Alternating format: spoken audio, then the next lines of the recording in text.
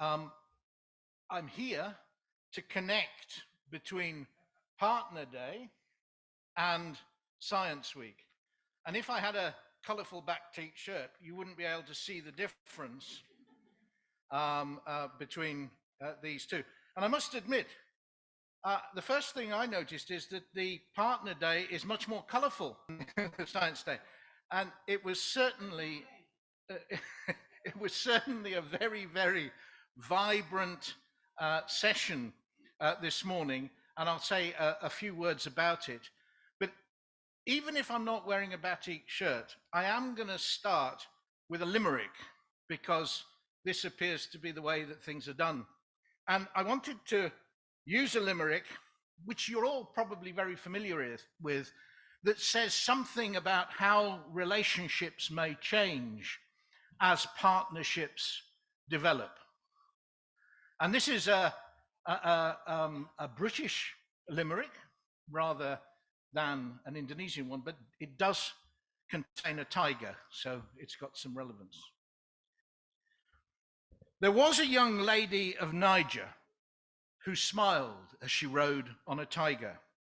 They returned from the ride with the lady side and the smile on the face of the tiger. So that just shows how relationships can start in a partnership in one way and end up quite different.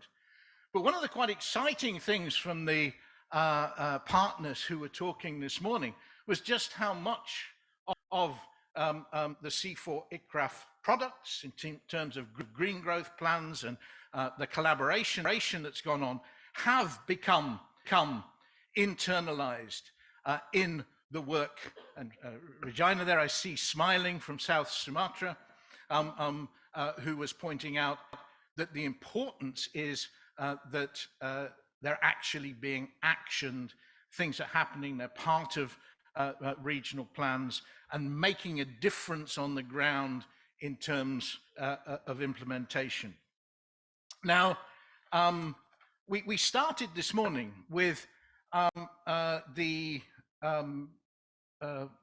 vice rector from the Agricultural University here in Bogor, and absolute music to the ears of CIFOR-ICRAF scientists, because what he was talking about in terms of the interrelated nature of global challenges, of broken food systems, food security, the complexity of climate change, biodiversity loss, all requiring a transformation of food systems, which he linked to the digitization of agriculture, which has been critical in the United Nations Food Systems Summit dialogues going on here in Indonesia as well as other places in the world.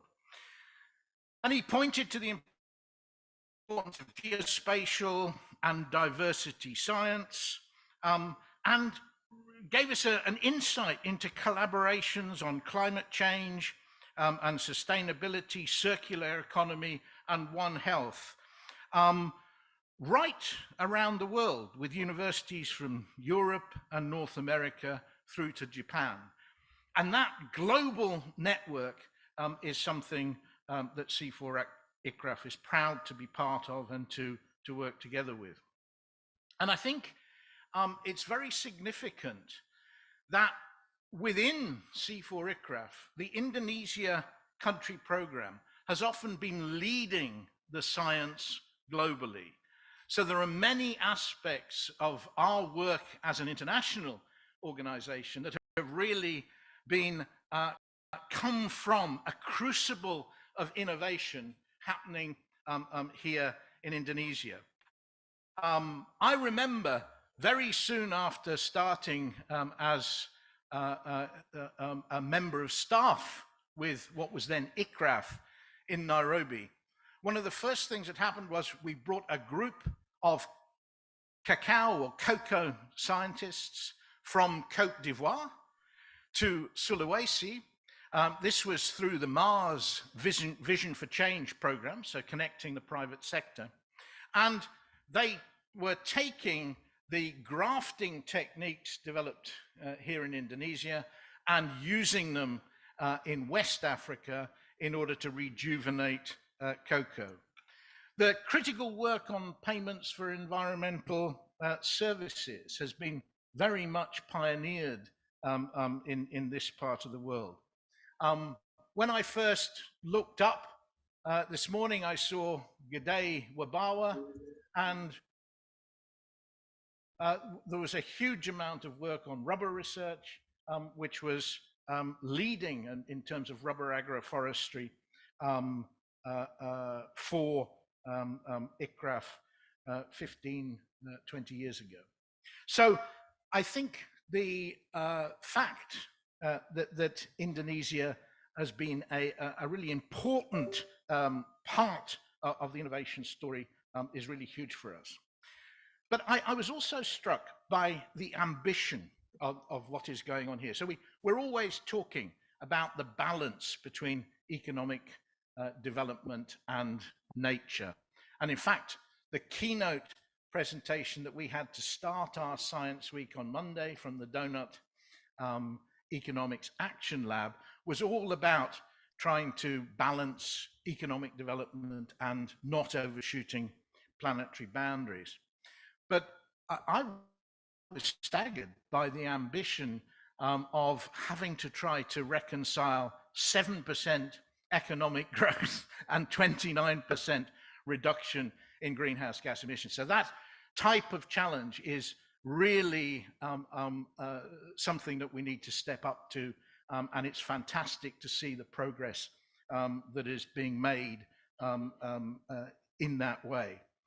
And I was very excited that when the partners were talking about their closing messages, it's really encouraging that they wanted continued collaboration with CIFOR-ICRAF. That's really good news. It means that we're as much at the start of a new era as we are celebrating what has already happened over the last